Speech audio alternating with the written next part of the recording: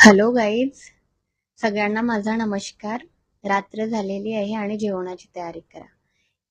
आज बनवायचे होते मला आलूचे पराठे. रोज रोज तेच ते वरण भात भाजी पोळी खाऊन कंटाळा येतो बनवायचा पण आणि जेवायचा पण.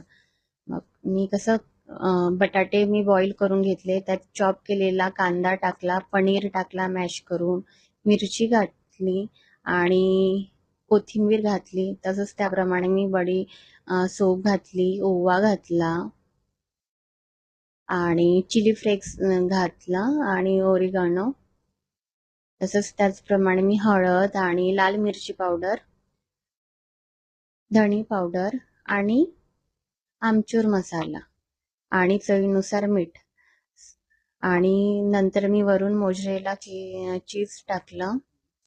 कसं पराठ्याचं सारणच खूप चटपटीत व्हायला पाहिजे, तेव्हा आपला पराठा खूप छान बनतो. त्याचप्रमाणे मी एका बाजूला पीठ मळायला घेतलं. पिठामध्ये मी मीठ, कोथिंबीर, तेल आणि थोडं चिली फ्लेक्स घालून मी मळून घेतलं.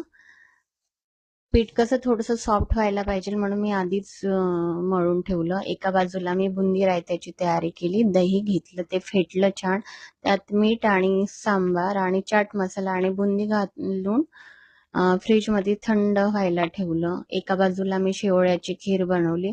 तसंच मी लच्छा कांदा मसाला पण बनवून घेतला आणि माझं सारण अगदी रेडी झालेलं आहे. कणिक पण माझी सॉफ्ट मळलेली आहे आणि मी पराठे अशा प्रकारे एक एक लाटून घेतले आणि सगळ्यांना मस्त गरम गरम पराठे खायला दिले. सगळेजण खुश झाले.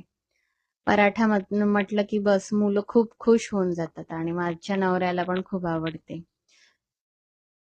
अशा प्रकारे आणि तो मसाला मी कांदा बनवला आहे, त्यात काही नाही, फक्त मी लच्छा असा कांदा बारीक बारीक चॉप करून घेतला. त्यात लाल मिरची पावडर, चाट मसाला आणि थोडं मीठ घातलं आणि लिंबू पिळलं.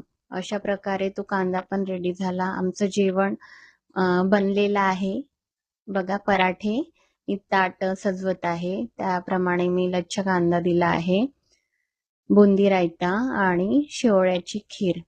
अशा प्रकारे आमचं जेवण बनलेलं आहे. चला मग या जेवायला आणि सांगा कसं झालं टेस्ट करून. आणि प्लीज माझे व्हिडिओ आवडले असेल तर नक्की लाईक करा, शेअर करा आणि यूट्यूबवर बघत असेल तर सबस्क्राईब करा.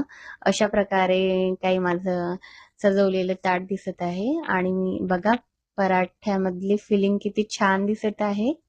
होते ना खायची इच्छा. चला मग या जेवायला आणि सांगा. चला बाय.